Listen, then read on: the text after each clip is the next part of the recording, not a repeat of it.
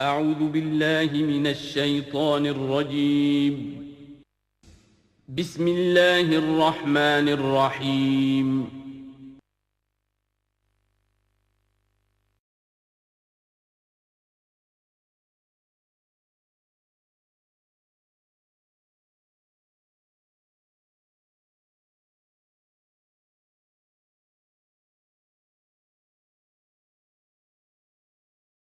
الفتح تمہیدی باتیں میں پہلے عرض کر چکا ہوں۔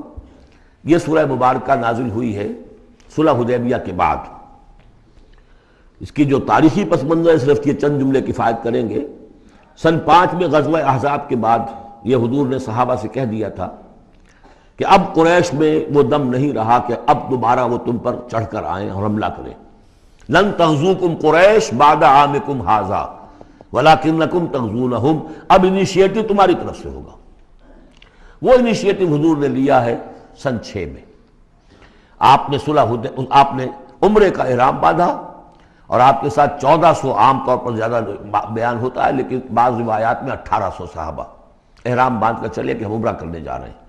یہ گویا کہ ایک ٹیسٹ تھا کہ اب قریش کرتے کیا ہیں۔ آپ احرام کے لیے اپنی منزل بہ منزل کرتے ہوئے پہنچ گئے حدیبیہ تک، وہی جگہ جہاں پر کہ پھر صلح ہوئی۔ ادھر قریش کے لیے جو ہے ان کی جان پر بن گئی۔ پہلی بات تو یہ کہ ان کی روایات کے خلاف تھا کہ کوئی آئے عمرے کی نیت سے اور ان کو روک دے، یہ عرب کی روایت نہیں تھی۔ دوسرا یہ کہ اب اگر آنے دیتے ہیں اور مسلمان دنگناتے ہوئے آئیں اس شہر کے اندر عمرہ کریں تو گویا کہ ان کی شکست ہو گئی۔ تو وہاں پر جو بھی ہوا تفصیلات کا تو موقع نہیں ہے۔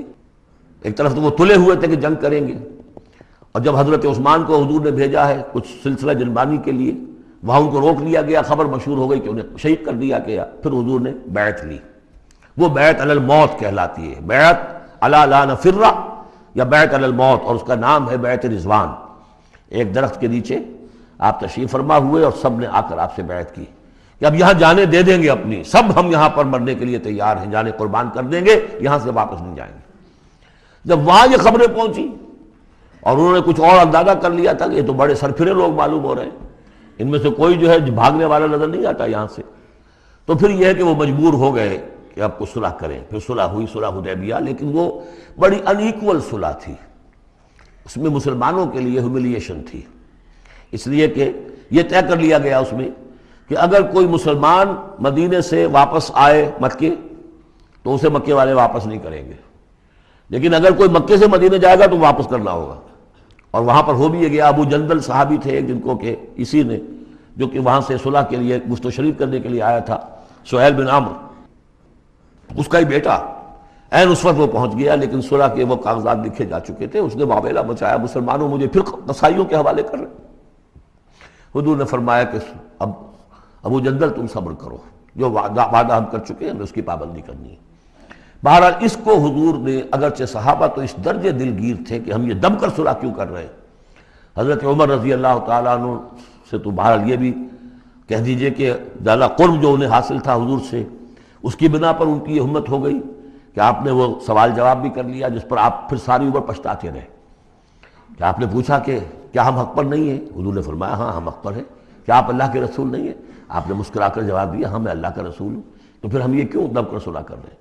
آپ نے فرمایا کہ میں وہی کر رہا ہوں جو اللہ نے مجھے حکم دیا۔ بس اتنی سی بات تھی جس پر ساری عمر پچھتائے۔ لیکن یہ بات حضرت علی نے بھی کر دی اس درجے میں کہ جب وہ صلح نامہ لکھا گیا، حضور ڈکٹیٹ کرا رہے تھے، حضرت علی کاتب تھے، لکھ رہے تھے، تو اب حضور نے فرمایا یہ صلح نامہ ہے، لکھو محمد رسول اللہ اور قریش کے مابین۔ وہ سہیل بن عمرو نے اعتراض کر دیا کہ نہیں، یہ اگر ہم اس میں لکھیں گے ظاہر بات ہے صلح نامے پر تو دونوں فریقوں کے دستخط ہوتے ہیں، تو میں دستخط کروں گا تو میں تو آپ کو اللہ کا رسول نہیں مانتا، ورنہ اس عبارت کی روح سے جب اس کے نیچے میرا بھی دستخط آئیں گے تو وہ میں نے مان لیا۔ تو حضور نے اس پر بھی مسکرا کر کہا کہ تم مانو نہ مانو میں اللہ کا رسول ہوں، لیکن اے علی مٹا دو یہ رسول اللہ کے لفظ، مٹا دو وہاں سے، لکھ دو یہ معاہدہ ہے محمد ابن عبداللہ اور قریش کے مابین۔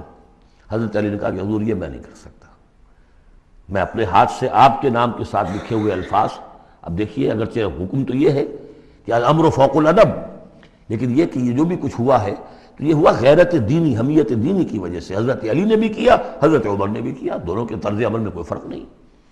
لیکن بہرحال اس کے بعد جو ہے صلح ہوئی ہے، اور مسلمانوں کے دل اگرچہ اس پہ بہت ہی رنجیدہ تھے، اور یہ بات بھی بڑی عجیب تھی کہ وہی احرام کھول دیے گئے، وہی قربانی کے جانور جو ہیں. تو اب اس پر جو ہے یہ آیت سورت اتری ہے، اور پہلا لفظ یہ ہے انا فتحنا لک فتحا مبینا، مسلمانوں کی دلجوئی کے لیے کہ تم جسے سمجھ رہے ہو کہ دب کر صلح کی ہے، حقیقت حال کے اعتبار سے تو اے محمد ہم نے آپ کو بڑی روشن فتح عطا فرمائی. آج ہم اسے انٹرپریٹ کر سکتے ہیں روشن فتح کس اعتبار سے کہ ٹریٹی کے معنی یہ ہے کہ مصالحت یا صلح ہوتی ہے دو فریقوں کے درمیان جو ایک دوسرے کو ریکگنائز کریں. اس کا مطلب یہ ہے کہ قریش نے ریکگنائز کر لیا that Muhammad is a power to reckon with، اور یہ بہت بڑی بات ہے. قریش نے تسلیم کیا، اور تسلیم کرنا جو ہے یہ اللہ تعالیٰ کی طرف سے فتح عظیم ہے. انا فتحنا لک فتحا مبینا لیغفر لک اللہ ما تقدم من ذنبک وما تاخر. اب دیکھیے یہ ذنب کا لفظ یہاں پر دوبارہ آ گیا تاکہ اللہ تعالیٰ بخش دے آپ کو جو پچھلے ہوئی آپ کی کوئی کوتاہیاں یا گناہ یا جو بعد میں ہوئی. وَيُتِمَّ نِعْمَتَهُ، جو پیچھے رہے گناہ ان کو بھی بخش دے. وَيُتِمَّ نِعْمَتَهُ عَلَيْكَ، اور تاکہ اللہ تعالیٰ اپنی نعمت کا اتمام فرما دے آپ پر. وَيَهْدِيَكَ صِرَاطًا مُسْتَقِيمًا، اور آپ کو ہدایت دے سیدھے راہ کی طرف. اب یہ ہے پھر ایک اشکال پیدا ہوتا ہے کہ حضور صلی اللہ علیہ وسلم تو پہلے ہی سیدھی راہ پر ہیں، پھر یہ کہ تمام اہل ایمان حضور کے ساتھ سیدھی راہ پر چلے آ رہے ہیں، اور سیدھی راہ پر چلتے ہوئے اب اہل ایمان کو بھی، حضرت ابوبکر کو بھی آپ کے ساتھ چلتے ہوئے کتنے برس ہو گئے؟ 18 برس ہو گئے. تو اب ان کے معنی کیا ہو گئے؟ تو اس پہ بہت سی بحثیں ہیں، یہ تو اب میں تفسیر میں نہیں جا سکتا. میری توجہ وہی ہے جو میں اس سے پہلے سورہ محمد میں کر چکا ہوں ضم کی، کہ یہ جو جد و جہد ہوئی ہے اس میں اگر کہیں کوئی خامی کوتاہی کسی کی طرف سے ہوئی ہے، چاہے وہ کسی اور مسلمان کی طرف سے ہوئی ہے، صاحب ایمان کی طرف سے ہوئی ہے، غلطی ہوئی ہے، خطا ہوئی ہے، ان سب کی اب اللہ تعالیٰ تلافی فرما دے گا. یہ فتح مبین جو ہے وہ ان سب کو کور کر جائے گی. اور یہدیہ کا صراط مستقیم، اب آپ کی یہ جد و جہد بالکل سیدھی تیر کی طرح اپنے ہدف کی طرف بڑھے گی. اب اس میں کوئی جو ہے تزلزل نہیں ہوگا، بلکہ آپ کی یہ جد و جہد، اللہ کے دین کی اقامت کی جد و جہد اور اللہ کی حکومت قائم کرنے کی جد و جہد جو ہے سیدھی اپنے ہدف کی طرف بڑھتی چلی جائے گی. چنانچہ یتم نعمتہ، وہ تو ہم پڑھ چکے ہیں، الیوم اکملت لکم دینکم واتممت علیکم نعمتی ورضیت لکم الاسلام دینا. تو دین کا اتمام ایک تو اس شکل میں کہ قرآن میں دین مکمل ہو جائے، شریعت پوری ہو گئی، لیکن اس سے تکمیل نہیں ہوتی اس معنی میں جب تک اس کی ایک عملی ڈیمانسٹریشن بھی مکمل نہ ہو. عملی ڈیمانسٹریشن مکمل ہوتی ہے جب اللہ کی حکومت بالفعل قائم ہو جائے. تو اتمام نعمت جو ہے وہ صرف کتاب کے اندر اس شریعت کا پورا بیان ہو جانا اور نظام کا آ جانا، اس سے وہ اتمام تمام و کمال نہیں ہوتا جب تک کہ اس کی ایک نشانی، اس کا ایک نمونہ جو ہے، اس کی ایک صورت لوگوں کے سامنے نہ آ جائے، آئیڈیل فارم اس کی جو ہے وہ سامنے نہ آ جائے، اس کا نمونہ سامنے آ جائے. تو اس کے لیے ضروری ہے کہ اب یہ جد و جہد آپ کی جو ہے سیدھی اب تیز رفتاری کے ساتھ اپنے اصل ہدف یعنی اظہار دین لیظہرہ علی الدین کلہ. اور یہ آیت آ جائے گی اس سورہ مبارکہ کے آخر میں بھی کہ ہم نے بھیجا ہی آپ کو اے محمد اس لیے ہے کہ آپ اللہ کے دین کو غالب کریں. تو وہ اللہ کے دین کے غلبے کی جد و جہد اب تیر کی طرح سیدھی جائے گی. اللہ نے ساری اگلی پچھلی اگر کوئی اس میں کمیاں کوتاہیاں رہ گئی ہیں کسی کی طرف سے آپ کے ساتھیوں میں سے، ان سب کی تلافی کے لیے یہ فتح مبین آپ کو عطا کر دی. وَيَنْصُرَكَ اللَّهُ نَصْرًا عَزِيزًا، اور اللہ آپ کی مدد کرے گا ایسی مدد کہ جس کے لیے کوئی شکست نہ ہو، بڑی زبردست مدد. هُوَ الَّذِي أَنزَلَ السَّكِينَةَ فِي قُلُوبِ الْمُؤْمِنِينَ لِيَزْدَادُوا إِيمَانًا مَعَ إِيمَانِهِمْ. وہی ہے کہ جس نے اہل ایمان کے دلوں میں سکینت نازل کر دی تاکہ ان کے ایمان میں اور اضافہ ہو جائے، تاکہ وہ اور اضافہ کر لیں اپنے ایمان میں، جتنا ایمان ہے اس سے اور بڑھ کر. وَلِلَّهِ جُنُودُ السَّمَاوَاتِ وَالْأَرْضِ. اب ظاہر بات ہے کہ اس میں ایک تو کیفیت یہ تھی کہ جو انہیں سکون حاصل تھا کہ وہ تیار تھے سب اپنی جانیں دینے کے لیے، اس کے لیے بھی ایک سکون قلب کے اندر اللہ تعالیٰ نے ان کے پیدا کیا تھا، تبھی تو وہ اس کے لیے آمادہ ہوئے. پھر یہ کہ ان کے اندر نظم اور ضبط کا یہ عالم کہ کوئی ایک شخص بھی حق میں نہیں تھا کہ یہ صلح یہاں اس وقت ہو، لیکن محمد رسول اللہ ان کی اطاعت، اس کا سب سے بڑا ٹیسٹ وہاں ہوا ہے. اور یہ بات جو میں کہہ رہا ہوں شاید بعض حضرات کو عجیب لگی، کوئی ایک شخص بھی نہیں تھا اس کے حق میں. اس کی دلیل کیا ہے؟ اس کی دلیل یہ ہے کہ جب حضور نے جب صلح ہو گئی مکمل، آپ نے فرمایا مسلمان اٹھو، احرام کھول دو اور یہی قربانیاں دے دو. کوئی نہیں اٹھا، ایک بھی نہیں اٹھا. دوسری مرتبہ کہا آپ نے اٹھو بھائی، اب ہو گیا بات، بس جو ہو گئی ہو گئی، اب یہی احرام کھول دو. کوئی نہیں اٹھا. تیسری دفعہ کوئی نہیں اٹھا. آپ دلگیر ہو کر، دل گرفتہ ہو کر اپنے خیمے میں چلے گئے۔ ام سلمہ رضی اللہ تعالیٰ عنہ ام المومنین آپ کے ساتھ تھی، ان سے جا کر کہا، میں نے 3 مرتبہ مسلمانوں سے کہا ہے کہ اٹھو اور احرام کھول دو، کوئی نہیں اٹھ رہا۔ انہوں نے کہا، مشورہ دیا کہ آپ کسی سے کچھ نہ کہیں، اپنی زبان سے کچھ نہ کہیں، آپ اپنا احرام کھول دیجیے، بس آپ آئے باہر، آپ نے قربانی دی، احرام کھول دیا۔ اس پر اب سب اٹھ گئے۔ یعنی اصل میں وہ سب کے سب منتظر تھے کہ کیا حضور ہمارا امتحان لے رہے ہیں، یہ کوئی ٹیسٹ ہو رہا ہے، کیا ہو رہا ہے، یا حالت منتظر شاید کوئی نئی صورت پیدا ہو جائے، شاید حالات بدل جائیں۔ لیکن ان کے لیے یہ بڑی انہونی سی بات تھی کہ عمرے کی نیت کر کے ہم نے احرام باندھا ہوا، یہاں کیسے کھول دے رہا ہوں۔ لیکن بہرحال وہ صرف ایک توقف جو تھا وہ اسی درجے میں تھا کہ شاید کوئی نئی صورت پیدا ہو جائے۔ لیکن اس سے ظاہر ہو رہا ہے کہ سب کے دل جو ہیں وہ اس صلح کے حق میں نہیں تھے، وہ تو چاہ رہے تھے کہ اب ہمیں موقع ملے اور ہم یہاں جنگ ہو اور اللہ کے دین کو ہم غالب کریں۔ هو الذی انزل السکینۃ فی قلوب المؤمنین لیزدادوا ایمانا مع ایمانہم وللہ جنود السماوات والارض، اور تمام آسمانوں اور زمین کے لشکر تو اللہ ہی کے ہیں۔ وکان اللہ علیما حکیما، اللہ سب کو جاننے والا اور کمال حکمت والا ہے۔ لیدخل المؤمنین والمؤمنات جنات تجری من تحتها الانہار خالدین فیہا، تاکہ وہ داخل کرے اہل ایمان مردوں اور عورتوں کو ان باغات میں جن کے دامن میں ندیاں بہتی ہوں گی، جن میں وہ ہمیشہ ہمیشہ رہیں گے۔ ویکفر عنہم سیئاتہم، اور دور کر دے ان سے ان کی برائیوں کو۔ وکان ذلک عند اللہ فوزا عظیما، اور یقیناً یہی شے ہے اللہ کے نزدیک بڑی کامیابی ہے۔ وَيُعَذِّبُ الْمُنَافِقِينَ وَالْمُنَافِقَاتِ وَالْمُشْرِكِينَ وَالْمُشْرِكَاتِ الظَّانِّينَ بِاللَّهِ ظَنَّ السَّوْءِ، یہ الفاظ بہت مشابہ ہیں سورہ احزاب کی آخری آیات کے، اور سورہ احزاب جو ہے آپ کو معلوم ہے سن 5 میں نازل ہوئی اور یہ سن 6 میں نازل ہو رہی ہے، تو زمانہ جو ہے قریب کا ہے۔ اور اللہ سزا دے اور عذاب دے منافق مردوں اور منافق عورتوں کو، اور مشرک مردوں اور مشرک عورتوں کو، کہ جو اللہ کے بارے میں بہت برے گمان رکھتے ہیں۔ علیہم دائرۃ السوء، اصل میں تو ان کے اوپر ہے مسلط برائی کا دائرہ۔ وغضب اللہ علیہم، اور اللہ غضبناک ہوا ہے ان پر۔ ولعنہم، اللہ نے ان پر لعنت فرمائی ہے۔ وعد لہم جہنم، اور ان کے لیے تیار کیا ہوا جہنم کو، وساعت مصیرا، اور وہ بہت بری جگہ ہے لوٹنے کی۔ وللہ جنود السماوات والارض، آسمانوں اور زمین کے لشکر کل کے کل اللہ ہی کے اختیار میں ہیں۔ وکان اللہ عزیزا حکیما، اللہ زبردست ہے اور حکیم ہے۔ پہلے آیا تھا علیما حکیما، اب عزیزا حکیما۔ انا ارسلناک شاہدا ومبشرا ونذیرا، اے نبی ہم نے بھیجا ہے آپ کو شاہد بنا کر، وہی شاہد، گواہی دینے والا۔ یہاں اپنے قول اور اپنے عمل سے اللہ کے دین کی گواہی دی۔ قیامت میں کھڑے ہو کر عدالت میں پروزیکیوشن وٹنس کی حیثیت سے کہیں گے، اے اللہ تیرا دین جو مجھ تک آیا تھا میں نے پہنچا دیا تھا، اب یہ ان کے ذمے ہے۔ فکیف اذا جئنا من کل امۃ بشہید وجئنا بک علی ہؤلاء شہیدا، ہم نے آپ کو بھیجا ہے گواہ بنا کر اور بشارت دینے والا بنا کر اور خبردار کرنے والا بنا کر، لتؤمنوا باللہ ورسولہ، تاکہ اے مسلمانوں تم ایمان رکھو اللہ پر اور اس کے رسول پر، وتعزروہ وتوقروہ، اور اللہ کے رسول کی تو تم مدد بھی کرو اور ان کی تعظیم کرو، توقیر کرو، وتسبحوہ بکرۃ واصیلا، اور اللہ کی تم تسبیح کرو صبح شام۔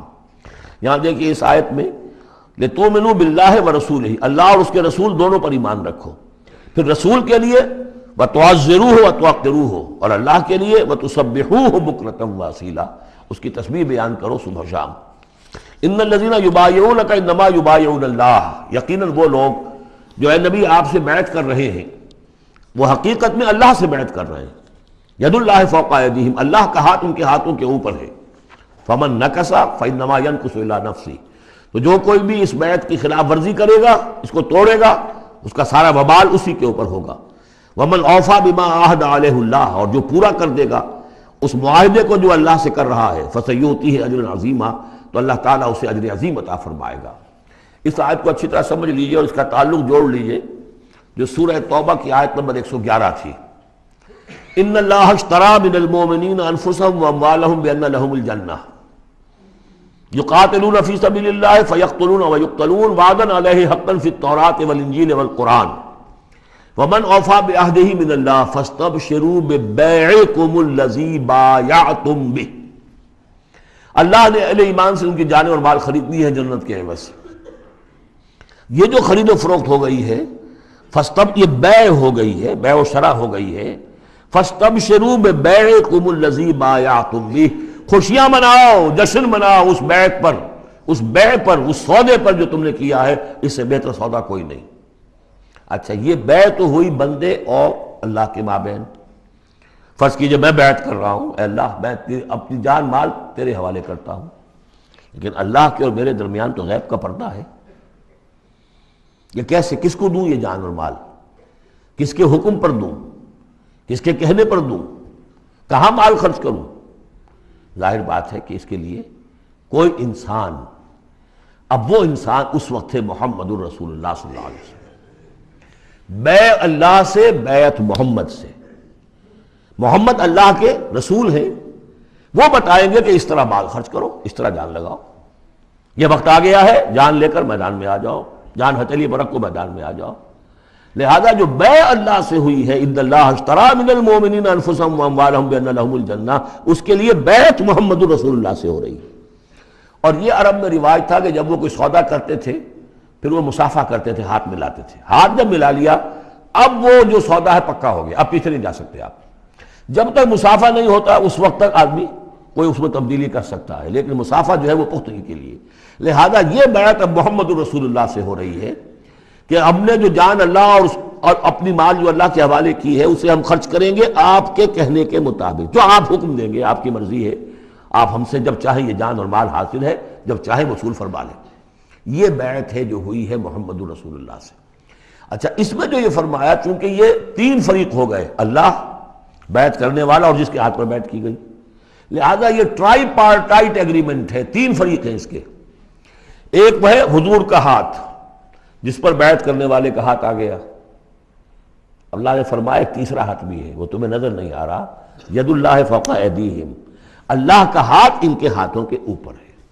تو یہ تین ہاتھ ہیں در حقیقت اس بیعت کے اندر، اس بیعت کے اندر۔ ان الذین یبایعونک انما یبایعون اللہ، اصل میں تو بیع اور بیعت جو ہو رہی ہے تو اللہ سے ہو رہی ہے۔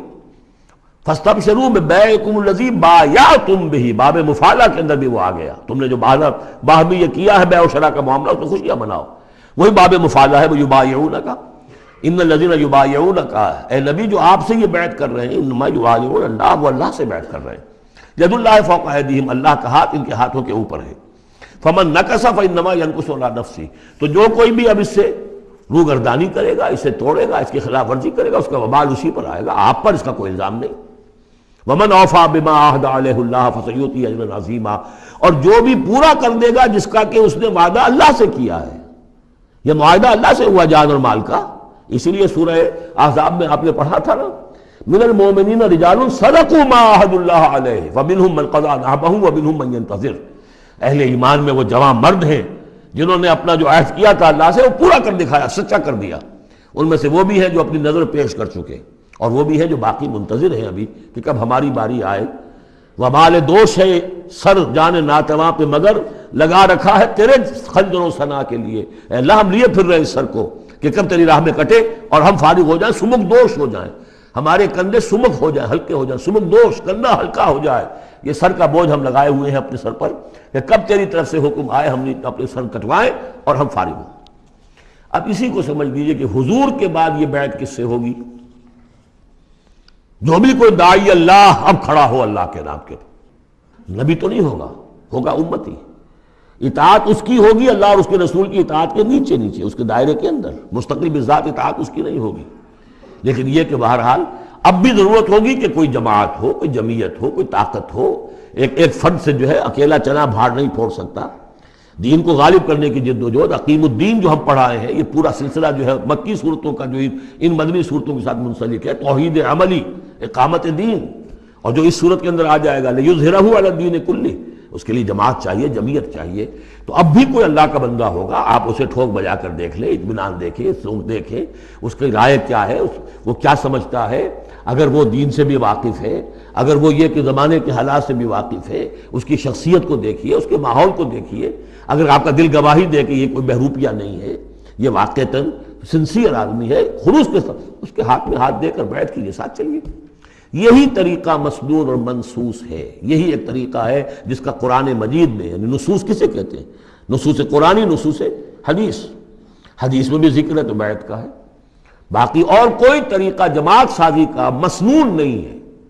مباح وہ بھی ہے، جو بھی طریقہ اختیار کر لیا مباح ہے، حرام نہیں ہے۔ ممبرشپ ہے، ممبرشپ سے پھر امیر کا منتخب کرنا ہے 2 سال 4 سال کے بعد پھر انتخاب، ٹھیک ہے، کوئی شے حرام نہیں ہے جب تک کہ اس کی حرمت کے لیے کوئی دلیل نہ ہو. لیکن مسنون اور منسوس اور معصور 3 الفاظ. نصوص قرآن و سنت میں جس کا تذکرہ ہے وہ بیعت ہے. جو مسنون ہے پوری زندگی حضور کی جو ہے اس میں کتنی بیعتیں ہوئی ہیں، بیعت عقبہ اولیٰ، بیعت عقبہ ثانیہ، بیعت رضوان، اور پھر یہ کہ نحن الذین بایعوا محمدا علی الجہاد ما بقینا ابدا. جب غزوہ احزاب میں جب وہ خندق کھودی جا رہی تھی تو یہ شعر پڑھ رہے تھے صحابہ کرام، ہم ہیں وہ لوگ کہ جنہوں نے محمد سے بیعت کی ہے جہاد کی، اب یہ جہاد جاری رہے گا جب تک جان میں جان ہے. یہ ہے ساری زندگی میں آپ کی بیعت کا نظام تھا. اس کے بعد خلافت ہوئی تو بیعت پر ہوئی، حضرت ابو بکر سے بیعت، عمر سے بیعت، مشورہ علیحدہ بات ہے. جب طے ہو گیا کہ اب یہ ہو گیا تو بیعت. پھر خلافت میں کچھ غلط رخ پیدا ہو رہا تھا، حضرت حسین رضی اللہ تعالیٰ عنہ اور حضرت عبداللہ ابن زبیر رضی اللہ تعالیٰ عنہما یہ کھڑے ہوئے تو جنہوں نے جمعیت بنائی بیعت کی بنیاد پر بنائی. یہ دوسری بات ہے کہ جو کوفی تھے انہوں نے جو بیعت کی تھی حضرت حسین سے وہ توڑ دی انہوں نے. فمن نکث فإنما ينکث علی نفسہ. اس کے بعد ہمارے ہاں اگر کوئی سلسلہ بنا ہے ارشاد کا، تزکیہ نفس کا، صوفیاء کا، وہ بھی بیعت. بادشاہ ہوتے تھے تو بیعت. پچھلی صدی میں جتنے جہاد ہوئے، ہمارے ہاں سب سے بڑا جہاد ہوا پچھلی صدی کا 19ویں صدی عیسوی کا، سید احمد بریلوی رحمۃ اللہ علیہ اور شاہ اسماعیل شہید رحمۃ اللہ علیہ، ان لوگوں کا جو بیعت کی بنیاد پر جماعت تھی، کوئی اور بنیاد جماعت سازی کی نہیں تھی. مہدی سوڈانی نے جہاد کیا انگریزوں کے خلاف بیعت کی بنیاد پر. سنوسی نے جہاد کیا اطالویوں کے خلاف بیعت کی بنیاد پر. تو یہ بیعت کا لفظ ہے جو یہاں آیا ہے، اس کو اچھی طرح سمجھ لیجئے. یہ جان لیجئے کہ یہ جو دوسرا رکوع ہے اس سورہ مبارکہ کا، اور اس کے بعد تیسرا رکوع اور چوتھا رکوع جو ہے، ان میں بھی تقدیم و تاخیر ہے. یہ جو پہلے رکوع کا مضمون ہے یہ جا کر ملے گا اب تیسرے کے ساتھ، اور بعد میں یہ نازل ہوا ہے کہ یہ جو دوسرے رکوع میں آیتیں آ رہی ہیں. سَيَقُولُ لَكَ الْمُخَلَّفُونَ مِنَ الْأَعْرَابِ شَغَلَتْنَا أَمْوَالُنَا وَأَهْلُونَا. جب حضور واپس پہنچ گئے اور یہ غزوہ جو بیعت رضوان ہو گئی اور پھر صلح حدیبیہ ہو گئی، پھر آپ واپس پہنچے تو جاتے ہوئے گویا کہ ان سے کہا جا رہا ہے حضور سے، جیسے کہ غزوہ تبوک سے واپسی پر جو آیات نازل ہوئی وہ ہم سورہ توبہ میں پڑھ چکے ہیں. ان قریب کہیں گے وہ لوگ جو پیچھے رہ جانے والے تھے، من الاعراب، اعراب میں سے، شغلتنا اموالنا واہلونا. حضور نے عام اعلان کروایا تھا، فرض نہیں تھا، سب کے لیے لازم نہیں تھا. عمرے کے لیے چلنے کے لیے کہا تھا چلیں، جتنے لوگ چل سکتے ہیں چلیں. تو اب آئیں گے یہ وہ اعراب جو ہے بادیہ نشین، اور وہ کہیں گے حضور ہم مشغول رہے اپنے اموال میں، اپنے ڈھور ڈنگر کی دیکھ بھال میں، اپنے اہل و عیال میں، ہم آپ کے ساتھ نہیں جا سکے، فاستغفر لنا، تو ہمارے لیے استغفار کیجئے. یقولون بألسنتہم ما لیس فی قلوبہم. یہ لوگ اپنے منہوں سے وہ کچھ کہہ رہے ہیں اپنی زبانوں سے، ان کے دلوں میں نہیں ہے، دلوں میں کچھ اور ہے. یہ منافقوں کا تذکرہ ہو رہا ہے اعراب میں سے. قل فمن یملک لکم من اللہ شیئا ان اراد بکم ضرا او اراد بکم نفعا. ان سے کہیے کہ اگر اللہ تعالیٰ نے تمہارے لیے کوئی بھی اگر ضرر کا فیصلہ کیا تھا تو، اور اگر خیر کا فیصلہ کیا تھا تو کون سی چیز روک سکتی ہے؟ من یملک لکم من اللہ شیئا، کون ہے وہ کہ جو اختیار رکھتا ہو تمہارے بارے میں اللہ کی طرف سے کچھ بھی، اگر اس نے ارادہ کیا ہو ضرر کا. یعنی اگر کوئی خرابی ہونی تھی تو کیا تمہارے یہاں ہونے کی وجہ سے رک جانی تھی؟ یا اگر خیر کوئی آنا تھا تو تمہاری غیر موجودگی میں نہیں آ سکتا تھا؟ یعنی پیچھے رہ جانا چاہیے معنی دار، کیوں رہ گئے؟ اگر کوئی خیر آنا تھا وہ تمہاری غیر موجودگی میں بھی آ سکتا ہے، کوئی شر آنا تھا وہ تمہاری موجودگی میں بھی آ سکتا ہے. تو جب تمہاری موجودگی اور ناموجودگی اللہ کے اعتبار سے تو بالکل برابر ہے، تو تمہارا یہ بہانہ تراشنا جو ہے یہ صحیح نہیں ہے. بل کان اللہ بما تعملون خبیرا، بلکہ تم جو کچھ کرتے رہے ہو اللہ اس سے باخبر ہے. وہ کیا ہے؟ اب ان کے دل کی بات اللہ تعالیٰ، ان کے دل میں جو چور تھا. بل ظننتم، تمہیں یہ گمان ہو گیا تھا، ان لن ينقلب الرسول والمؤمنون الى اہلہم ابدا. ان کو یہ گمان ہوا کہ ان کا تو معلوم ہوتا ہے کہ واقعتاً کوئی دماغ خراب ہو گیا مسلمانوں کا، قریش پر چڑھائی کر کے جا رہے ہیں. قریش، یہ تو سمجھیے کہ ان کے لیے ابھی تک عرب میں جو ان کی حیثیت تھی قریش کی، وہ سمجھتے تھے کہ اب تو یہ موت کے منہ میں جا رہے ہیں، اب یہ واپس ان میں سے کوئی آنے والا نہیں ہے.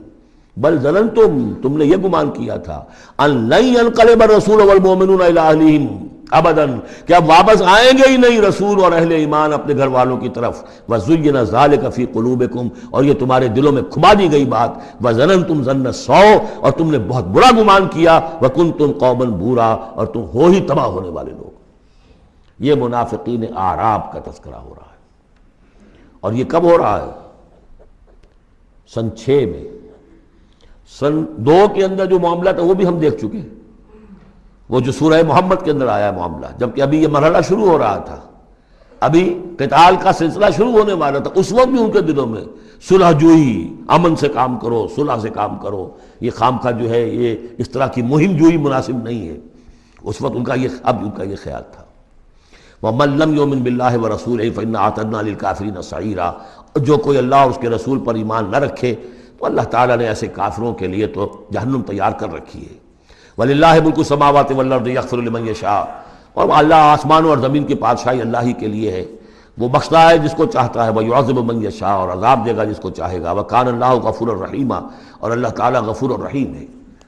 سَيَقُولُ الْمُخَلَّفُونَ إِذَا انطَلَقْتُمْ إِلَىٰ مَغَانِمَ لِتَأْخُذُوهَا، اب یہ نوٹ کر لیجئے تاریخی اعتبار سے کہ اس کے فوراً بعد جو ہے اگلے ہی سال حضور نے، اب جب کہ قریش سے صلح ہو گئی تو آپ یکسو ہو گئے، ادھر سے کوئی حملہ اب نہیں ہوگا، تو آپ نے اپنی پوری طاقت لے کر خیبر پر حملہ کیا، جو گڑھ بن گیا تھا یہودیوں کا، جو بنو قینقاع اور بنو نذیر نکالے گئے تھے، جا کے وہیں آباد ہو گئے تھے، پہلے سے بھی وہاں پر وہ بڑا گڑھ تھا، ان کے بڑے قلعے تھے، بڑے یعنی فورٹیفائڈ، اور وہاں پر سارا وہ اب حضور نے ان کی جو ہے سرکوبی کی۔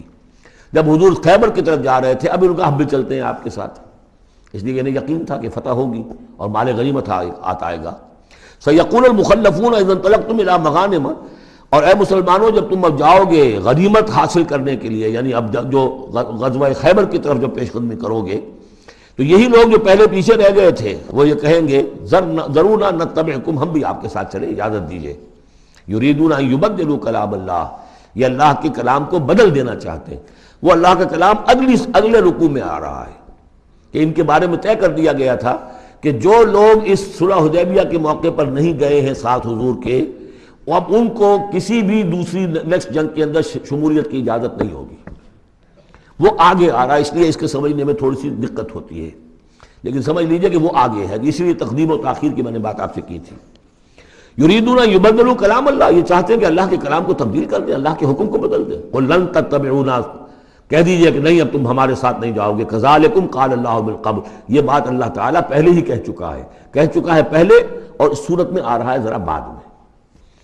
فسیقولون بل تحسدوننا، وہ کہیں گے یہ تو آپ لوگ حسد کر رہے ہیں ہم سے، آپ ہمیں ساتھ نہیں لے جانا چاہتے، جبکہ ہمیں اندازہ ہے کہ وہاں پہ غنیمتیں ملیں گی۔ بل کانوا لا یفقہون الا قلیلا، حقیقت یہ ہے کہ یہ فہم ہی نہیں رکھتے، تفقہ ہی نہیں رکھتے مگر بہت ہی تھوڑی۔ قل للمخلفین من الاعراب، یہ جو لوگ رہ گئے تھے پیچھے، یہ بدو لوگ، ان سے کہہ دیجئے ستدعون الی قوم اولی باس شدید، ان قریب پھر تمہیں بلایا جائے گا ایک ایسی قوم کی طرف، ایسے قوم کے مقابلے کی طرف جو بڑی طاقت والی ہوگی۔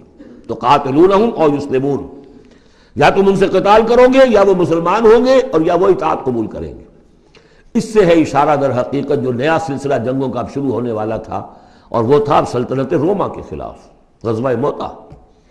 اب اندرون ملک عرب کا معاملہ جو تھا وہ ختم ہوا، اب تو اصل جو معاملہ پیش آنا ہے وہ انقلاب محمدی کا بین الاقوامی مرحلہ ہے، تصدیر الانقلاب، انقلاب کو اب آگے ایکسپورٹ کرنا ہے، اور اب ٹکراؤ ہونے والا ہے جس کی پیشگی خبر دی جا رہی ہے سلطنت روما کے ساتھ، جہاں سٹینڈنگ آرمیز تھی لاکھوں کی، یہ رومن لیجنز مشہور ہیں تاریخ کے اندر، غرق آہن اور ٹرینڈ۔ تو تمہیں بلایا جائے گا اس وقت، پھر تمہیں ایک موقع دے دیا جائے گا، ستدعون الی قوم اولی باس شدید تقاتلونہم او یسلمون، اور یہ اصل میں تین چیزیں آ گئیں وہی کہ اب جو بھی اس عرب سے باہر جو معاملہ ہوا ہے، یا تو وہ اسلام لے آئے یا وہ اطاعت قبول کر لیں، یہ دونوں یسلمون میں شکلیں ہو جائیں گی، اطاعت قبول کر لیں یا اسلام لے آئیں، یا پھر جنگ ہوگی۔ فَإِن تُطِيعُوا يُؤْتِكُمُ اللَّهُ أَجْرًا حَسَنًا، اگر اس وقت تم اطاعت کرو گے اللہ کے رسول کی، ان کے ساتھ جاؤ گے تو اللہ تعالیٰ جو ہے تمہیں اجر حسنہ دے گا۔ وَإِن تَتَوَلَّوْا كَمَا تَوَلَّيْتُم مِّن قَبْلُ، اور اگر تمہیں اسی طرح پیٹھ دکھا دی جیسے کہ پہلے پیٹھ دکھائی تھی، يُعَذِّبْكُمْ عَذَابًا أَلِيمًا، تو اللہ تعالیٰ عذاب علیم دے گا تمہیں۔ لَيْسَ عَلَى الْأَعْمَىٰ حَرَجٌ، ہاں اگر کوئی اندھا ہے تو اس پر کوئی الزام نہیں ہے، کوئی تنگی نہیں ہے، وہ اگر نہیں گیا کوئی بات نہیں۔ وَلَا عَلَى الْأَعْرَجِ حَرَجٌ، نہ کوئی لنگڑا ہے تو اس کے لیے بھی نہیں ہے۔ وَلَا عَلَى الْمَرِيضِ حَرَجٌ، اسی طریقے سے کوئی بیمار ہے تو اس پر بھی کوئی اس کی باس پرس نہیں ہے۔ وَمَن يُطِعِ اللَّهَ وَرَسُولَهُ يُدْخِلْهُ جَنَّاتٍ تَجْرِي مِن تحتها الْأَنْهَارُ، اور جو اللہ تعالیٰ اور اس کے رسول کی اطاعت کرے گا، اللہ تعالیٰ اس کو داخل کرے گا ان باغات میں جن کے دامن میں ندیاں بہتی ہوں گی، وَمَن يَتَوَلَّ اور جو کوئی پلٹ جائے، پیٹھ موڑ لے، يُعَذِّبْهُ عَذَابًا عَلِيمًا اللہ تعالیٰ اسے عذاب علیم دردناک عذاب دے گا۔ اب اس کے بعد یہ پہلے رکوع والا مضمون جو بیعت کا مضمون چل رہا تھا، وہی بیعت کا مضمون اب آگے یہاں چل رہا ہے۔ یہ بیچ والا جو ہے دوسرے رکوع کا مضمون، یہ اس کے بعد کا تھا، پہلے آ گیا ہے۔ وہاں جو فرمایا تھا کہ ان الذین یبایعونک انما یبایعون اللہ، اب آگے چلیے، لقد رضی اللہ عن المؤمنین اذ یبایعونک تحت الشجرہ، اللہ راضی ہو گیا ان اہل ایمان سے جو آپ سے بیعت کر رہے تھے درخت کے نیچے۔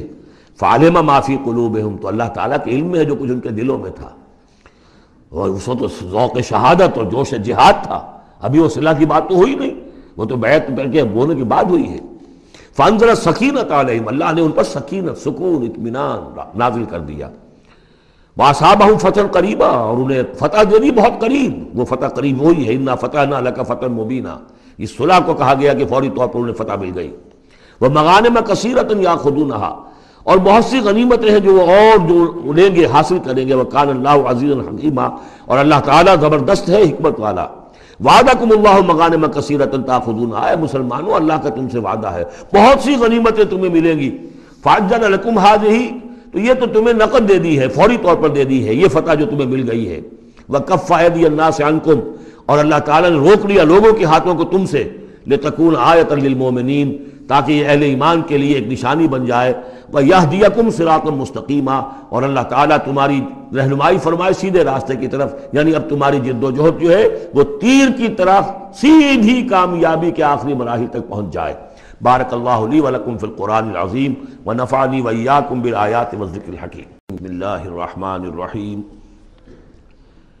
وعدکم اللہ مغانم کثیرۃ تاخذونہا، اللہ تعالیٰ نے اے مسلمانوں تم سے وعدہ کیا ہے بہت سی غنیمتوں کا جو تمہیں حاصل ہوں گی۔ فعجل لکم ہذہ، تو یہ تو اللہ نے فوری طور پر تمہیں عطا کر دی ہے، یعنی یہ فتح مبین۔ وکف ایدی الناس عنکم، اور لوگوں کے ہاتھ تمہاری جانب سے روک لیے، یعنی جنگ اگر ہوتی ظاہر بات ہے کہ قریش بھی پھر اگر اس میں اپنی قوت کا مظاہرہ کرتے تو کچھ نہ کچھ نقصان تو مسلمانوں کا بھی ہوتا۔ کف ایدی الناس عنکم، ان کے ہاتھ باندھ لیے اور روک لیے اللہ نے تم سے۔ وَلِتَكُونَ آیَةً لِّلْمُؤْمِنِينَ، اور تاکہ یہ اہل ایمان کے لیے ایک نشانی بن جائے۔ وَيَهْدِيَكُمْ صِرَاطًا مُسْتَقِيمًا، اور اللہ تعالیٰ اب تمہیں سیدھی راہ پر جو ہے گامزن کر دے، یعنی تمہاری جد و جہد کو، اجتماعی جو جد و جہد ہے تمہاری، اسے براہ راست تیر کی طرح سیدھا اب اس کے آخری ہدف اور منزل مقصود تک پہنچا دے۔ وَأُخْرَىٰ لَمْ تَقْدِرُوا عَلَيْهَا، اور کچھ اور بھی فتحیں ہیں جن کا ابھی تک تمہیں جس پر قدرت حاصل نہیں ہوئی ہے۔ قد احاط اللہ بہا، اللہ تعالیٰ ان کا بھی احاطہ کیے ہوئے ہے، یعنی یہ کہ اس کے فوراً بعد تمہیں ایک فتح ملے گی جو کہ خیبر کی ہوگی، کیونکہ یہ اس جو رکوع ہم نے دوسرا پڑھائے ہیں، تیسرا اس سے پہلے نازل ہوا ہے، اور یہ کہ پھر فتح مکہ ہونے والی ہے۔ اللہ تعالیٰ نے یہ تمام فتوحات جو اللہ کے تو علم میں ہے، اللہ کے نے ان کا احاطہ کیا ہوا ہے۔ وَقَالَ اللَّهُ عَلَىٰ كُلِّ شَيْءٍ قَدِيرٌ، اللہ ہر چیز پر قادر ہے۔ وَلَوْ قَاتَلَكُمُ الَّذِينَ كَفَرُوا لَوَلَّوُا الْأَدْبَارَ، اور اگر یہ کافر یعنی قریش مکہ تم سے جنگ کرتے تو لازماً پیٹ دکھا دیتے، پیٹ پھیر جاتے۔ ثُمَّ لَا يَجِدُونَ وَلِيًّا وَلَا نَصِيرًا، اور پھر نہ پاتے اپنے لیے کوئی حمایتی، کوئی مددگار۔ سنت اللہ التی قد خلت من قبل، یہ اللہ کی وہ سنت ہے، اس کا دستور ہے، اس کا قانون ہے کہ جو پہلے سے چلا آ رہا ہے، یعنی یہ کہ اللہ تعالیٰ اپنے رسولوں کی مدد کرتا ہے۔ تو اب رسول کے ساتھ اگر وہ جنگ پر آمادہ ہو گئے ہوتے تو یقیناً ان کو پیٹھ دکھانی پڑتی اور شکست ان کا مقدر بنتی۔ سنت اللہ التی قد خلت من قبل ولن تجد لسنت اللہ تبدیلا، اور نہیں پاؤ گے تم اللہ کی سنت اور اللہ کے دستور میں کوئی تبدیلی۔ وَهُوَ الَّذِي كَفَّ أَيْدِيَهُمْ عَنْكُمْ وَأَيْدِيَكُمْ عَنْهُمْ بِبَطْنِ مَكَّةَ، وہی ہے جس نے روک لیے ان کے ہاتھ تمہاری طرف بڑھنے سے اور تمہارے ہاتھ ان کی طرف بڑھنے سے۔ بِبَطْنِ مکہ، بیچ شہر مکے کے، یعنی مکے کی وادی میں اور مکے کے شہر میں اگر یہ جنگ ہوتی اور یہ خون ریزی ہوتی، من بعد ان اسفرکم علیہم، اور یہ اللہ نے روک دیا اس کے بعد کہ اللہ نے تمہیں ان پر فتح دے دی تھی، یعنی کہ واقعتاً دل میں قریش شکست کھا چکے تھے، وہ سمجھ گئے تھے کہ ہمارے لیے مقابلہ ممکن نہیں ہے، ورنہ وہ صلح کبھی نہ کرتے۔ ان کے لیے تو یہ چیز گویا کہ بڑی موت سے بھی بڑھ کر جو تھی، بھاری تھی، کہ مسلمان جو ہے ان کے ساتھ ہم صلح کریں، انہیں تسلیم کر لیں، اور پھر یہ بھی طے کریں کہ اگلے سال آپ آئیے اور ہم 3 دن کے لیے تو یہ پورا مکہ خالی کر دیں گے، آپ یہاں جس طرح چاہے عمرہ کریں۔ یہ شرط بھی اس میں شامل تھی اگلے سال، لیکن اس سال آپ کو جانا پڑے گا۔ ہماری ناک جو ہے اتنی نہ کٹے کہ اسی سال آپ عمرہ کر لیں، لیکن یہ ہے کہ بہرحال آئندہ آپ آئیں گے۔ تو اس کے بعد کہ اللہ نے تمہیں ان پر فتح دے دی تھی، وَكَانَ اللَّهُ بِمَا تَعْمَلُونَ بَصِيرًا، اور جو کچھ تم کر رہے ہو اللہ اسے دیکھ رہا ہے۔ ہم الذین کفروا وصدوکم عن المسجد الحرام، وہی لوگ ہیں، یعنی ان کے جرائم کا تذکرہ ہو رہا ہے جنہوں نے کفر کیا تو اور تمہیں روکے رکھا مسجد حرام تک جانے سے، والہدی معکوفا ان یبلغ محلہ، اور ہدی کے جو جانور لے کے گئے تھے مسلمان احرام کے ساتھ ساتھ، وہ ہدی کے جانور تھے کہ کعبے کے لیے نیاز کے یہ جانور ہیں، وہ رکے ہوئے تھے کہ وہ اپنی اصل جگہ پر یبلغ محلہ، کہ اس کا اصل مقام تو یہ تھا کہ کعبے جائیں، وہاں پر ان کا چڑھاوا چڑھایا جائے اور ان کی قربانی دی جائے، لیکن یہ کہ وہ رکے ہوئے تھے کہ وہاں تک نہیں پہنچ سکتے تھے۔ لیکن یہ اللہ نے کیوں ہاتھ روک لیے، ان کے ہاتھ تم سے، تمہارے ہاتھ ان سے کیوں روک لیے، جنگ کیوں نہیں ہونے دی، اس کی حکمت اب آ رہی ہے۔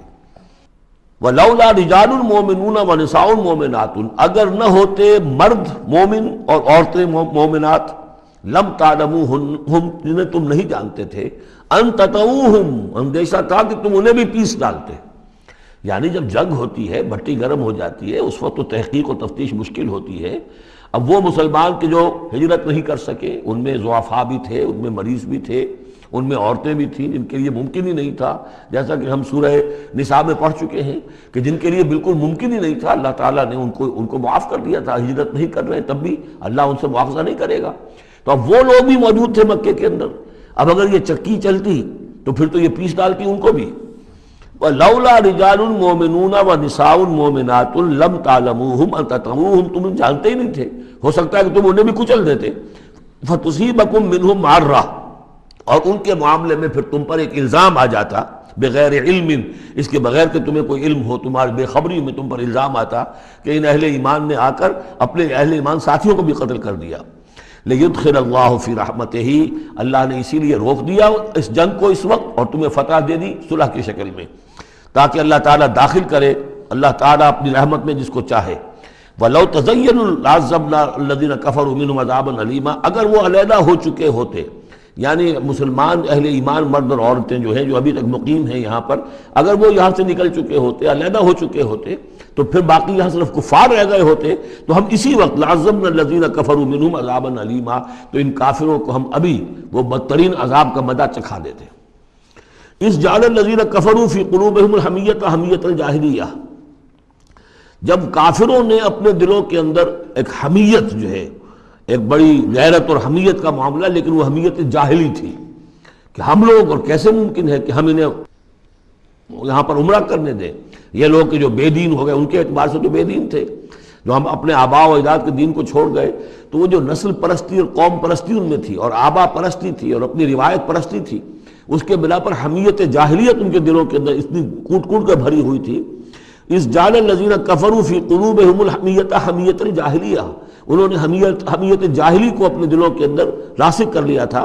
فانزل اللہ سکینتہ علی رسولہ وعلی المؤمنین، تو اللہ تعالیٰ نے اپنا طرف سے سکون نازل فرما دیا اپنے رسول پر صلی اللہ علیہ وسلم اور اہل ایمان پر، وَأَلْزَمَهُمْ كَلِمَةَ التَّقْوَىٰ، اور اللہ تعالیٰ نے ان پر لازم کر دیا تقویٰ کی بات کو، یعنی اللہ تعالیٰ نے تقویٰ کو ان پر لازم کر دیا۔ وَكَانُوا أَحَقَّ بِهَا، یقیناً وہ تقویٰ کے زیادہ حقدار بھی ہیں، وَأَهْلَهَا، اور واقعتاً تقویٰ کے اہل ہیں، ان کے اندر تقویٰ موجود ہے۔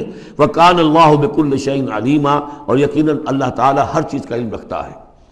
لَقَدْ صَدَقَ اللَّهُ رَسُولَهُ الرُّؤْيَا بِالْحَقِّ، اب ایک شبہ کا ازالہ ہو رہا ہے کہ کچھ لوگوں کو یہ خیال پیدا ہوا ہوگا کہ رسول کا تو خواب بھی سچا ہوتا ہے اور وحی کے درجے میں ہے۔ حضور نے ہمیں فرمایا تھا کہ میں نے خواب دیکھا ہے کہ ہم عمرہ کر رہے ہیں تو چلو، اور یہاں ہم عمرہ نہیں کر سکے تو رسول کا خواب جھوٹا ہو گیا۔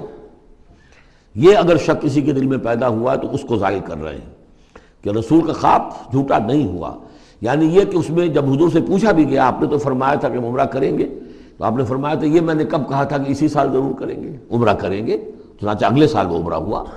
سن 7 میں اسے عمرہ قضا کہتے ہیں، جو صلح حدیبیہ میں طے ہو گیا تھا کہ اگلے سال آپ آئیے عمرہ کیجئے، تو عمرہ قضا جو ہے یہ عمرہ چونکہ رہ گیا تھا، درمیان میں ہی بند ہو گیا، تو عمرہ قضا، اس عمرے کی قضا اگلے سال جو ہے سن 7 میں آپ نے دی، اور 3 دن تک قریش نے مکے کو خالی کر دیا، پہاڑوں پر چڑھ گئے اور مسلمان 3 دن تک مکے کے اندر مقیم رہے، انہوں نے اپنے اطمینان سے عمرہ ادا کیا۔ تو فرمایا لقد صدق اللہ رسولہ الرؤیا بالحق، اللہ نے بالکل سچا دکھایا خواب اپنے رسول کو، اس میں قطعاً کسی جھوٹ کا شائبہ نہیں۔ لَتَدْخُلُنَّ الْمَسْجِدَ الْحَرَامَ إِنْ شَاءَ اللَّهُ آمِنِينَ مُحَلِّقِينَ رُؤُوسَكُمْ وَمُقَصِّرِينَ لَا تَخَافُونَ، تم اے مسلمانوں لازماً داخل ہوگے مسجد حرام میں انشاءاللہ پورے امن کے ساتھ، آمنین بے کھٹکے، محلقین رؤوسکم ومقصرین، اپنے سروں کو حلق بھی کراؤ گے اور قصر بھی کراؤ گے۔ سر منڈوا دینا احرام کھولتے ہوئے یہ گویا کہ حلق ہے، اور چھوٹے بال کر دینا یہ قصر ہے۔ تو محلقین رؤوسکم ومقصرین لا تخافون، اور تمہیں کوئی اندیشہ نہیں ہوگا، یعنی جو ہو گیا اگلے سال کہ بالکل مکہ خالی، کوئی اندیشہ نہیں، کوئی مڈ بھیڑ نہیں، کسی طرف سے کوئی تانا نہیں، کوئی بری بات بھی سننے میں نہیں آئی، اور وہ سب لوگ جو ہیں وہ رہے اپنے پہاڑوں کے اوپر۔ فعلم ما لم تعلموا، تو اللہ جانتا ہے جو تم نہیں جانتے۔ فجعل من دون ذلك فتحا قریبا، تو اس کے بعد اللہ تعالیٰ نے ایک بڑی فتح رکھی ہے قریب، یعنی یہ کہ اس کے فوراً بعد اس سے ورے، اس لیے کہ اس عمرہ قضا سے پہلے فتح خیبر ہوئی ہے، اور بہت جو مغانم کا تذکرہ ہو رہا ہے اس میں جو غنیمت آئی ہے بہت نمایاں، وہ غزوہ خیبر کی ہے۔ ایک تو یہ کہ یہودیوں کا گڑھ تھا، بہت مالدار تھے، پھر یہاں سے جو گئے تھے 2 قبیلے نکل کر گئے تھے، وہ بھی اکثر ان میں سے وہیں آباد ہو گئے تھے، تو وہ ان کی بڑی جمعیت تھی وہاں پر، اور یہودی ویسے مالدار ہوتے ہیں، تو وہاں پہ جو غنیمت ملی ہے مسلمانوں کو، اس کے طرف اشارہ ہو رہا ہے۔ اللہ تعالیٰ نے اس سے پہلے کہ تم عمرہ قضا ادا کرو، اور جب تم داخل ہوگے مسجد حرام، اس سے پہلے جو ہے اللہ تعالیٰ تمہیں فتح دے گا، نصیب کرے گا۔ اب وہ آیت آ گئی، هو الذی ارسل رسولہ بالہدی ودین الحق لیظہرہ علی الدین کلہ، یعنی یہ جو سلسلہ اب جا رہا ہے، صراط مستقیم، سیدھا راستہ کس منزل کی طرف جا رہا ہے؟ دنیا میں مسلمانوں تمہاری جد و جہد کی منزل کیا ہے؟ اللہ کے دین کا غلبہ، اس لیے کہ ہم نے اپنے رسول کو بھیجا ہی اس کام کے لیے۔ یہ سورہ توبہ میں آیت ہم پڑھ چکے ہیں، فرق صرف یہ ہے کہ وہاں پر تھا هو الذی ارسل رسولہ بالہدی ودین الحق لیظہرہ علی الدین کلہ ولو کرہ المشرکون، یہاں آخری حصہ ہے وکفی باللہ شہیدا، لیکن سورہ توبہ والی آیت جوں کی توں پھر سورہ صف میں آ جائے گی، وہ بھی اب زیادہ دور نہیں رہی ہے، وہ بھی ہم جلدی پڑھیں گے۔ تو اللہ نے تو بھیجا ہے اپنے رسول کو صلی اللہ علیہ وسلم الہدا دے کر، یعنی قرآن حکیم جو ہدایت کاملہ ہے، نو انسان را پیام آخری حامل او رحمت للعالمین، هو الذی ارسل رسولہ بالہدی ودین الحق، اور دین حق دے کر بھیجا ہے۔ یہ دین کی بات کیجئے، اب دیکھیے الدین، ان اقیم الدین، اللہ کے دین کو قائم کرو۔ ام لہم شرکاء شرعوا لہم من الدین ما لم یأذن بہ اللہ، کیا ان کے شریکوں نے بھی کوئی دین دیا ہے انہیں؟ اللہ نے انہیں دین حق دیا ہے، اور دین حق اس لیے دیا ہے کہ اسے غالب کرے کل کے پورے نظام زندگی کے اوپر، پورے نظام زندگی پر۔ وہی ہے جس نے بھیجا ہے اپنے رسول کو صلی اللہ علیہ وسلم بالہدا، ہدایت دے کر، قرآن دے کر، ودین الحق، اور سچا دین، حق دین، عادلانہ نظام زندگی دے کر، لیظہرہ علی الدین کلہ، تاکہ وہ غالب کریں اسے کل کے کل نظام زندگی پر، وکفی باللہ شہیدا، اور کافی ہے اللہ مدد کے لیے۔ عام طور پر ترجمہ یہاں پر گواہ کا کیا گیا ہے، آپ نے دیکھا ہوگا، لیکن یہاں اس لفظ شہید کا مطلب جو مدد کے ہے۔ اس کے لیے یہ کہ نوٹ کیجئے جو سورہ بقرہ کے 30 رکوع میں آیا تھا، فَإِن كُنتُمْ فِي رَيْبٍ مِّمَّا نَزَّلْنَا عَلَىٰ عَبْدِنَا فَأْتُوا بِسُورَةٍ مِّن مِّثْلِهِ وَادْعُوا شُهَدَاءَكُم مِّن دُونِ اللَّهِ إِن كُنتُمْ صَادِقِينَ، بلا لو اپنے مددگاروں کو اللہ کے سوا اگر تم سچے ہو۔ تو چونکہ اصل میں شہیدہ کے معنی تو ہے حاضر ہونا، شہیدہ یشہدو، کسی کی موجودگی اور حاضری، جو موجود ہوتا ہے وقوع پر وہی صحیح گواہی دینے کا اہل ہے، اس لیے اس کے معنی گواہی کے پیدا ہو گئے، اور جو موجود ہو وہی آپ کی مدد بھی کر سکتا ہے، اس لیے اس کے معنی مددگار کے بھی ہیں۔ آپ کا کوئی دوست ہے، بڑا آپ کا بہی خواہ ہے، لیکن جب آپ پر کوئی ستم ہو رہا تھا، ظلم ہو رہا تھا، زیادتی ہو رہی تھی، وہ موجود ہی نہیں تھا بیچارہ، وہ کیا کرے گا؟ آپ کی مدد نہیں کر سکتا۔ تو مددگار بھی معنی ہے لفظ شہید کے۔ وَكَفَى بِاللَّهِ شَهِيدًا، اللہ کافی ہے مددگار کی حیثیت سے۔ محمد الرسول اللہ والذین معہ، یہ وہ جماعت ہے جو اس بیعت کی بنیاد پر وجود میں آئی ہے۔ نوٹ کر لیجئے اس بات کو، یہ بیعت کے تذکرے کے ساتھ اب یہ آیت آ رہی ہے۔ محمد الرسول اللہ صلی اللہ علیہ وسلم ایک بیعت تو وہ لیتے تھے کہ جو کوئی ایمان لاتا تھا، ایمان کی بیعت، لیکن جو آپ نے اہل مکہ سے کبھی نہیں لی، بلکہ وہاں تو جس نے بھی کہہ دیا اشہد ان لا الہ الا اللہ واشہد ان محمد رسول اللہ، کوئی فارمل ڈیکلیریشن، کوئی اور اس کے لیے کوئی سمبولک کوئی اقدام نہیں تھا، الا یہ کہ کوئی باہر سے آتا تھا تو بیعت ہوتی تھی۔ اس کے بعد آپ نے بیعت مکے میں دو لی ہیں، بیعت عقبہ اولیٰ، بیعت عقبہ ثانیہ.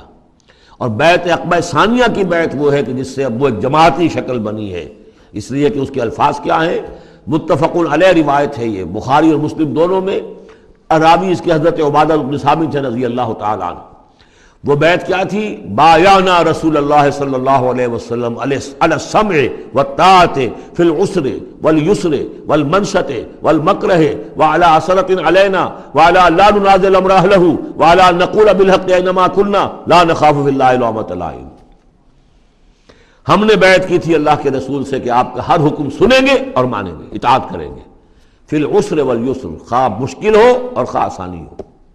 والمنشط والمکرہ، خواہ ہماری طبیعت آمادہ ہو، خواہ ہمیں اپنی طبیعتوں پر جبر کرنا پڑے. وعلی عثرۃ علینا، خواہ ہم پر دوسروں کو ترجیح دی جائے. ہم کبھی نہیں کہیں گے کہ ہم آپ کے پرانے ساتھی ہیں، آپ نے بالکل ایک نووارد کو ہمارے اوپر امیر کیسے مقرر کر دیا. نہیں، اٹس یور پریروگیٹو، یہ آپ کا اختیار ہوگا جس کو آپ چاہیں امیر بنائیں. وعلی اللہ ننازل امر اہلہ، جنہیں آپ والی امر بنا دیں گے، امیر بنا دیں گے، ان سے بھی ہم جھگڑیں گے نہیں، ان سے تعاون کریں گے، ان کی اطاعت کریں گے. جیسے کہ ایک اور حدیث میں حضور نے فرمایا من اطاعنی فقد اطاع اللہ ومن عصانی فقد عصی اللہ، جس نے میری اطاعت کی اس نے اللہ کی اطاعت کی، اور جس نے میری نافرمانی کی اس نے اللہ کی نافرمانی کی. ومن اطاع امیری فقد اطاعنی، جس نے میرے مقرر کردہ امیر کی اطاعت کی اس نے میری اطاعت کی. ومن عصا امیری فقد عصانی، جس نے میرے مقرر کردہ امیر کی نافرمانی کی اس نے میری نافرمانی کی. اب ظاہر بات ہے جب جماعتی زندگی ہوتی ہے تو ایک ہی امیر نہیں ہوتا. اب ایک فوج ہے، ایک سپہ سالار ہے، لیکن اور چھوٹے چھوٹے جو اس کے حصے ہیں، میمنہ پر کوئی اور ہے، میسرہ پر کوئی اور ہے، اب قلب پر کوئی اور ہے. چھوٹے چھوٹے کمانڈرز بھی تو ہیں. چھوٹی سی کمپنی ہے، پلاٹون ہے، پھر بٹالین ہے، بٹالین سے اوپر پھر ریجیمنٹ ہے. ہر جگہ پر جو ہے اس کے جو آفیسرز موجود ہیں، جو کمانڈرز موجود ہیں، ان سب کا سلسلے وار سب و طاعت کا نظام اگر نہیں ہوگا تو وہ فوج کہاں ہوئی؟ اس طرح ایک جماعت ہے، ایک پورے ملک کے اندر جماعت ہے، اس کا امیر ہے، پھر اس کے کئی صوبائی اس کی شاخیں اس کے امیر ہیں، تو یہ تو نظام اس طرح چلے گا. تو یہاں پر وعلیٰ ان نقول بالحق اینما کنا، اور آخری بات جو تھی اس بیعت کے اندر کہ ہم جہاں کہیں بھی ہوں گے حق بات ضرور کہیں گے. مشورہ مانگا جائے گا، مشورہ دیں گے. وی ول ناٹ ہولڈ بیک اور اوپینینز، ہم اپنی رائے دیں گے، حق بات کہیں گے جہاں کہیں ہوں گے. لیکن اس کے بعد جو فیصلہ ہوگا فیضا عذاب الامر، جیسا کہ ہم پڑھ چکے ہیں، جب فیصلہ ہو جائے تو پھر یہ کہ اللہ اور اس کے رسول کی اطاعت لازم ہے. تو فرمایا یہ محمد رسول اللہ والذین معہ کی جو جماعت بنی ہے اس شکل میں، اس قتال کے مرحلے کے شروع ہونے سے پہلے منہج انقلاب نبوی میں اقدام کا مرحلہ جب آیا ہے، پیسو ریزسٹنس جب ایکٹیو ریزسٹنس میں چینج ہو رہی ہے، تو اب وہ ایک نظم جماعت کی شکل ہے، اور وہ بیعت عقبہ ثانیہ کی بنیاد پر وجود میں آیا. محمد رسول اللہ والذین معہ اشداء علی الکفار رحماء بینہم. اللہ کے رسول، یہ اس میں دو طرح ترجمے اس کے کیے جاتے ہیں. محمد اللہ کے رسول ہیں، یہ ایک جملہ پورا ہو گیا. والذین معہ اشداء علی الکفار رحماء بینہم، اور جو ان کے ساتھ ہیں وہ کافروں پر بہت بھاری ہے اور آپس میں بہت رحم دل ہے. اور ایک ترجمہ یہ بھی ہے کہ محمد رسول اللہ والذین معہ، یہ سب مل کر مبتدا بنی. اللہ کے رسول محمد اور جو ان کے ساتھ ہیں ان سب کی شان یہ ہے کہ اشداء علی الکفار رحماء بینہم، وہ کفار کے حق میں بڑے سخت ہیں لیکن آپس میں بہت رحم دل ہے، رحیم ہے، شفیق ہے. یہ ہم پڑھ چکے ہیں سورہ مائدہ میں بھی. اذلۃ علی المؤمنین اعزۃ علی الکافرین، اہل ایمان کے حق میں وہ بہت ہی نرم خو ہو، حلقہ یاراں تو بریشم کی طرح نرم، رزم حق و باطل ہو تو فولاد ہے مومن. یہ شان جو ہے بندہ مومن کی قرآن مجید میں دو جگہ آئی ہے. تراہم رکعاً سجدا یبتغون فضلا من اللہ ورضوانا، تم دیکھو گے ان کو کبھی سجدے میں گرے ہوئے ہوں گے اور کبھی رکوع کر رہے ہوں گے. وہ اپنے رب کے فضل کے متلاشی رہتے ہیں ہر دم ہر آن، اور اللہ کی رضا چاہتے ہیں. سیماہم فی وجوہہم من اثر السجود، اور ان کی جو نشانی ہے وہ ان کے چہروں میں جو اثرات پیدا ہوتے ہیں سجدے سے. سجدے سے عام طور پر تو خیال یہ ہوتا ہے کہ یہی جو گٹا پڑ جاتا ہے یہی سجدے کا نشان ہے، لیکن اس کے علاوہ بھی نمازیوں کے چہرے میں ان کی نماز کی ایک کیفیت ہوتی ہے، نورانیت ہوتی ہے کہ جو ان کے چہروں کے اندر موجود ہوتی ہے. ذالک مثلہم فی التوراۃ، یہ ہے ان کی مثال اور تمثیل جو تورات میں آئی تھی. ومثلہم فی الانجیل، اور انجیل میں جو ان کی مثال دی گئی تھی وہ یہ ہے کزرع اخرج شطأہ، جیسے ایک کھیتی وہ اپنا پٹھا نکالتی ہے، فآزرہ، پھر اسے گاڑھا کرتی ہے، فاستغلظ، اور فاستویٰ، اس کو مضبوط کرتی ہے پھر اسے گاڑھا کرتی ہے، فاستوى علی سوقہ، پھر اپنی نال پر کھڑی ہو جاتی ہے۔ چھوٹی سی کوئی کوپل پھوٹتی ہے، پھر وہ بڑھتی ہے، نرم سی ہے، پھر ذرا اس کا جو تنا بنتا ہے وہ اس کے اوپر پھر کھڑی ہو جاتی ہے سیدھی۔ یہ جس طریقے سے درجہ بدرجہ یہ جو زراعت ہو رہی ہے، یہ کھیتی ہو رہی ہے، اس کا نتیجہ کیا نکلتا ہے؟ یعجب الزراع، جو زراعت کرنے والا ہے، جو کاشتکار ہے، اسے بڑی بھلی لگتی ہے۔ آیا آج دیکھا اپنی کھیتی کو اپج آئی ہے، نکل آئی ہے، اس کے بعد یہ کیا بڑھ رہی ہے، پک رہی ہے، اب کھیتی لہرا رہی ہے، اس کے اوپر سٹے آ گئے ہیں۔ یعجب الزراع لیغیظ بہم الکفار، تاکہ اس سے دل جلے کافروں کا۔ اب یہاں اس سے واضح ہو گیا یہاں زراع کون ہے؟ یہ کھیتی صحابہ کرام کی کھیتی ہے جو پھل رہی ہے، پھول رہی ہے، اور اس کا کاشتکار کون ہے؟ محمد الرسول اللہ صلی اللہ علیہ وسلم۔ تب حضور کے ساتھ آپ کو معلوم ہے کہ جب انتقال ہوا ہے ابو طالب کا تو بمشکل 125 آدمی تھے، 150 آدمی تھے۔ آپ کی ایسی پوزیشن بھی نہیں تھی کہ اپنے بل پر مکے میں رہ سکتے، اسی لیے طائف گئے تھے۔ کوئی آلٹرنیٹ بیس مل جائے، میں وہاں منتقل کر دوں اپنی اس دعوت کا اور اپنی اس تحریک کا مرکز، لیکن یہ کہ وہاں سے خالی ہاتھ آنا پڑا تھا۔ ایک وہ دور تھا کہ جس میں پھر ایک مشرک کی امان لے کر مکے میں داخل ہو سکے، مطعم بن عدی کی۔ آج ایک دور یہ ہے کہ 1400 یا 1800 آدمی جو ہیں وہ بیعت موت کی ہے انہوں نے، اور ان کو اس پر جو ہے ملال ہے کہ ڈب کر صلح کیوں کی ہے۔ ان کی جو حمیت ایمانی ہے اور غیرت ایمانی ہے وہ ملال اس پر ہے، وہ جان بچنے کی کوئی خوشی نہیں ہے انہیں۔ وہ تو کہہ کہ ہم نے دب کر کیوں صلح کریں، ہم اپنی جانیں دینے کے لیے تیار ہیں۔ کھیتی جو ہے اپج رہی ہے، تو فرمایا کزرع اخرج شطأہ فآزرہ فاستغلظ فاستوى على سوقه يعجب الزراع ليغيظ بهم الكفار وعد الله الذين آمنوا وعملوا الصالحات منهم مغفرة واجرا عظیما۔ اللہ نے وعدہ کیا ہے ان لوگوں سے جو ایمان لائے اور نیک عمل کیے، ان میں سے جو واقعتاً وہ جنہوں نے ایمان اور عمل صالح کا حق ادا کر دیا کہ ان کے لیے مغفرت بھی، اجر عظیم بھی ہے۔ یہاں جو مولانا عثمانی صاحب نے حاشیہ لکھا مجھے بہت پسند آیا کہ اگرچہ حضور کے سارے ساتھی جو ہیں وہ سب کے سب وہی تھے کہ جو ایمان اور عمل صالح کا حق ادا کر چکے تھے، پھر بھی منہم کی ایک قید لگا کر گویا کہ ان کو یہ بات بتا دی گئی ہے کہ اصل معاملہ ہے کہ موت تک انسان قائم رہے اس پر، مبادا بعد میں کہیں کسی کے اندر کوئی تزلزل پیدا ہو جائے، ورنہ یہ کہ اگر کسی کو اس طرح کا یقین دلا دیا جائے تو اس سے تو یہ کہ پھر اطمینان پیدا ہو جائے گا۔ ہونا یہ چاہیے کہ آخری وقت تک ڈرتا رہے آدمی، بین الخوف والرجا کی کیفیت رہے کہ کہیں ایسا نہ ہو کہ میں پھر کہیں آج جس مقام پر اللہ نے مجھے پہنچا دیا ہے کہیں پاؤں پھسل جائے۔ مغفرت و اجر عظیم کا اللہ نے وعدہ فرمایا۔